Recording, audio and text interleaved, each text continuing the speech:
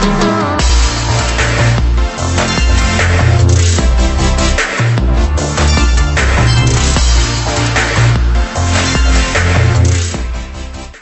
we are going to focus on a very interesting and trending topic: integrating purpose, people, processes, and practices for operational excellence and lasting impact. We are extremely excited today to welcome Carlos de Castro to the show. Carlos is a strategic and operational excellence leader with a passion for solving complex problems across various industries, brands, and global teams. Carlos, I'm going to hand over to you if you can do a brief introduction about yourself, and it's great to have you on the show today. Sure. Thanks, Bianca, for this nice introduction. I feel already flattered. I am currently the Vice President of Continuous Improvement for ABB E-Mobility, which is a business division inside the ABB Group. ABB is a large engineering conglomerate active in several different areas, from robotics to automation. And in that position, I am exactly responsible for operational excellence, lean management, and the cultural changes that are necessary in order to implement those. Perfect. Thank you so much, Carlos. It's great having you with us.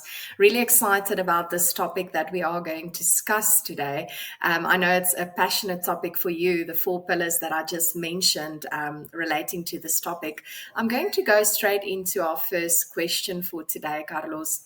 How can leaders effectively integrate purpose, people, processes, and practices to create a culture of operational excellence that drives lasting impact?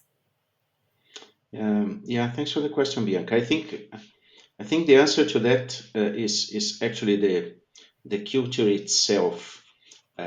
Culture is organizational culture is the glue that connects all those elements, and that's why it is extremely important that culture is designed by the leaders of the organization. So they have to define what is the culture they want to implement and to drive. It needs to be implemented and needs to be maintained. Because if we don't do that, number one, organizational culture will be there anyways, but it might not evolve in the direction that we want. And instead of supporting the interconnection of those elements that drive performance, it ends up destroying, because then you don't find the connection exactly between what is the purpose of the organization, how people understand it and practice, how do we put processes in place that reinforce those values and this purpose, and so on and so forth. So for me, culture is the secret sauce of the performance. That's amazing, Carlos. And it's been such a trending topic in the last few discussions that we had that always relates back to culture. And I think the next question will most probably also relate back to that. What are the biggest challenges organizations face when trying to align these 4 pillars, and how can they overcome them? Yeah, yeah. It makes me think of this phrase that our biggest enemy is ourselves, right? So I think it's in a kind of an analogy is like trying to keep a diet, right? Imagine you want to lose weight and you want to get into a diet. So it requires certain discipline. It requires certain sense of purpose. It requires discipline, and it requires persistency. So if you don't have those elements, it's difficult for you to change habits or to maintain any kind of habit. So I think here in organizational terms, we are talking about the same. There is a tendency for us, and I'm talking about us as leaders or as employees. I mean, at any level of the organization, we tend to go back to old habits, exactly as the diet example I did. Is Therefore you need to implement something. I call it operating mechanism. So to counterface those challenges, the tendency to go back to the old habits, uh, the resistance of some people who might not have understood what is the need for change, the effects of the market we are seeing now. For example, some companies start to question the practices that they put in place because they see that the market trends are unfavorable, and they might see it as a risk. So in order to counterattack those effects, you need to have an operating mechanism, which is nothing else than, say, the set of elements, practices, meetings, rituals that you implement inside the organization that keep those practices alive. Again, back to the example of the diet. If you want to do it in the morning, you need to have your alarm clock set there at 6:30 in the morning, whatever, so that you have the discipline to stand up. You need to get your clothes if you want to go jogging as part of your routine of exercises. You need to get your shoes and your clothes ready there. So you need to implement those things that Mm. somehow make it unavoidable to continue. That makes absolute sense. And I really liked the example you used there of the discipline. For instance, if you're going on this transformation from a diet or a health journey, etc. And, it really relates back to that. But people don't necessarily, from a work perspective, always think about that discipline. So I really like the way you shared that example. Carlos, throughout your career, you've probably steered numerous operational excellence initiatives. Could you tell us a bit about how do you ensure that a operational excellence initiative is not only just for improving efficiency, but also contributes to the long-term business transformation and competitive advantages? Yeah. I think this is it's an excellent question because when you talk about transformation or any kind of change program in an organization, being it operational excellence, being Mm, it a business transformation, being it a digital transformation, is a very fancy topic at the moment.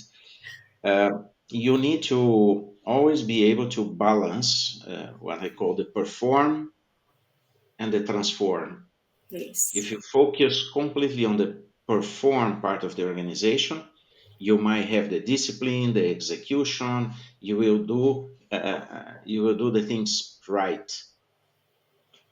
But if you don't focus on the transform, you might be Mm, losing connection to the market. You might be losing connection to growing demands of your customers.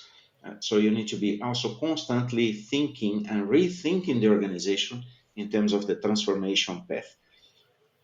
How do you achieve that? Again, in my opinion, is part of this operating mechanism.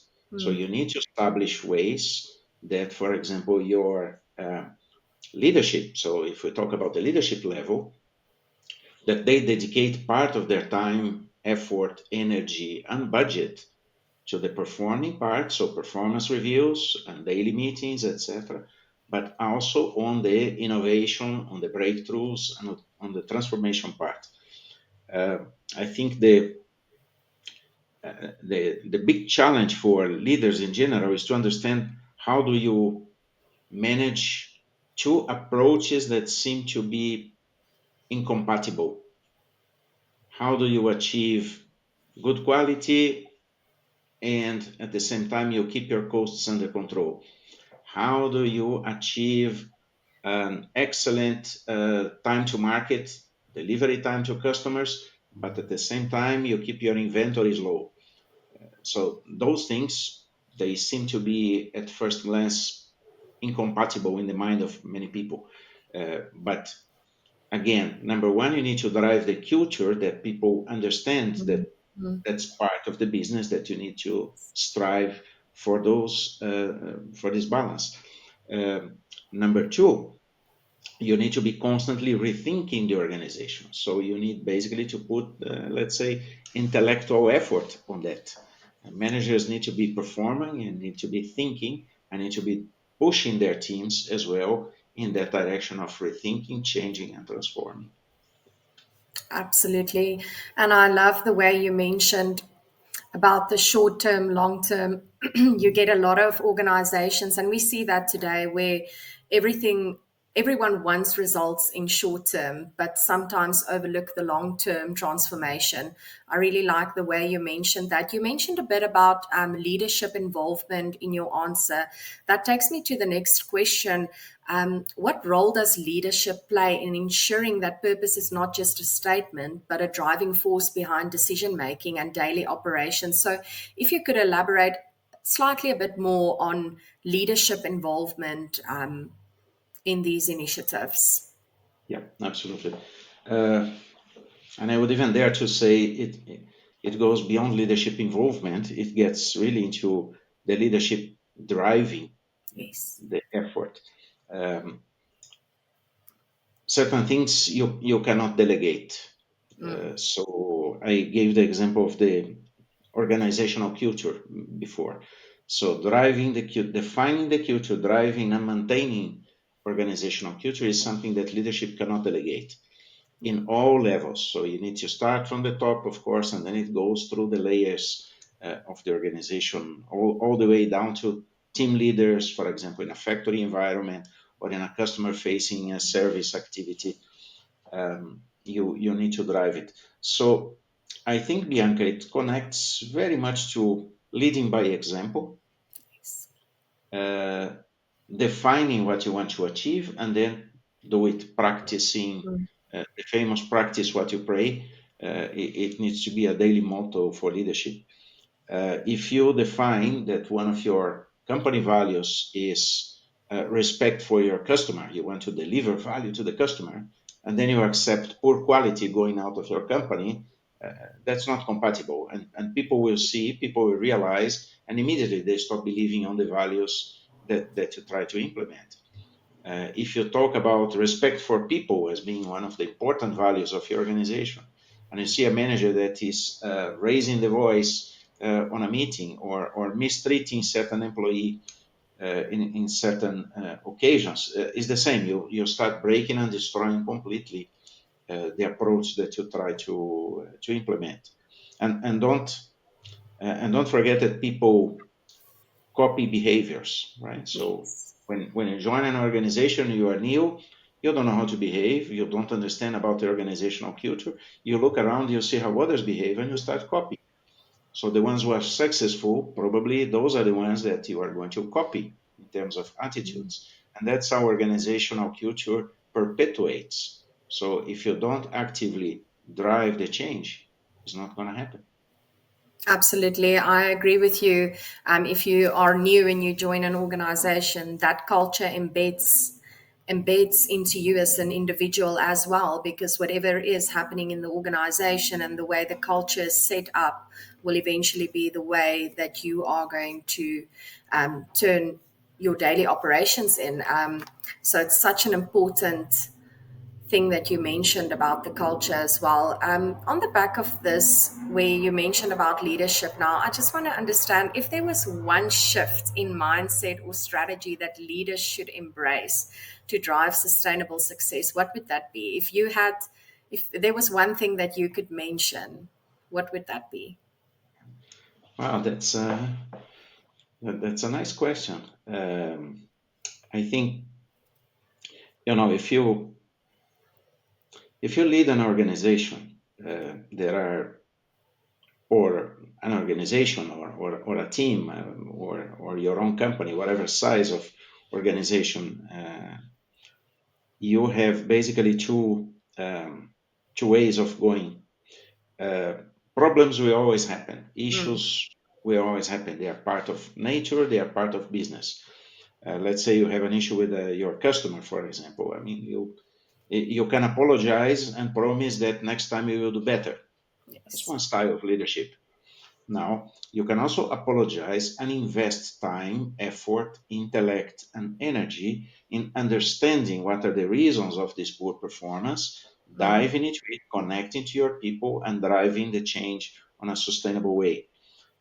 So, I think back to your question, the key shift in mindset, I think, is to really understand that to drive your organization in a sustainable way for sustainable performance, you need to understand well your customer, you need to understand well your people, and as a leader, you need to be there present.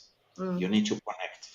So you have to shift from managing from the office, managing from Excel files, managing from reports, into really being there present with your customer, with your people, mm, uh, going to Gemba, as we say in the lean jargon, because that's the only way where you can really understand what is going on, put your finger directly on the mm, pulse of the organization, and then you can come back and take your time for reflection.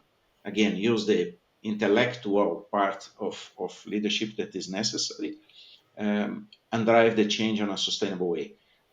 Otherwise, there will always be a disconnect. yes. It was Mm. one of your previous questions. You get to the disconnect between what you preach as the purpose, the vision, the mission, and what really happens in the front line. Absolutely. I love that. Thanks for sharing that, Carlos. I'm going to end off with this question. What are the most critical factors that determine whether best practices remain relevant and impactful over time? So we've discussed quite a few things today, and culture, leadership involvement, etc. But how does one still determine what best practices will remain relevant over time in the next few years? How should one do that? Yeah, this is uh, the expression best practices started to become popular several years ago when companies started probably to open up a little bit for Mm, exchanging and sharing, and we had all these activities of sharing best practices. And later on, it came the idea of standardizing best practices, and it went all the way to okay, we need to deploy top down certain best practices that everybody needs to copy and implement. Well, I have a slightly different view on that. I don't believe best practices are written in stone and that they stay there forever, because your market reality or business reality changes. Your customer requirements will change, your market conditions will change, your internal population of employees will change. You see newer generations coming to the job market with different demands, with different expectations. So I think the right way to keep those practices, so to say, relevant and important is really to stay connected to what is happening in the market in a mhm, process of constant reflection, analysis, and evolution. Something that was a best practice yesterday, tomorrow maybe is not a best practice. I, I leave you with this final example I heard years ago. It's something similar to getting ready to go to the Olympics. Imagine that you are an athlete and you want to compete in the Olympics, right? mm, So you can watch a couple of videos how athletes perform. You can train yourself. You can go to your garage, close the door, and train hard. You look at the mirror and you believe, I have an excellent practice here. I'm ready. yeah. But the reality is that only when you are running side by side to your competitors, you really have an understanding about how good you are or not. So it's the same with best practices in the organization. You have to keep your mind open, follow what is going on, check what your competitors are doing because they might be doing something that is better than what you do, and then adjust and continuously evolve. That is such a great answer, Carlos. I mean, whatever worked yesterday or the day before might not work tomorrow, might not work for the next initiative. So it's really great where you mentioned about that analysis and making sure you're evolving, etc. I really love what you shared there. Thank you so much, Carlos, for your insights on this crucial topic today. Before we conclude, is there any final message you would like to share with the viewers today? Well, first of all, thanks for this opportunity. It was great. Nice set of questions, by the way.